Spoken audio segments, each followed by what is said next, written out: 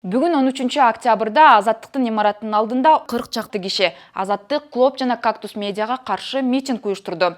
Алар 3 басылманы жабууну талап кылууда. Кызыгы, митингчилердин көпчүлүгү жүзүн жаап, бет кап тагып чыкты. Митингде 2-3 киши гана сөз сүйлөп, калгандары плакат көтөрүп эле турду.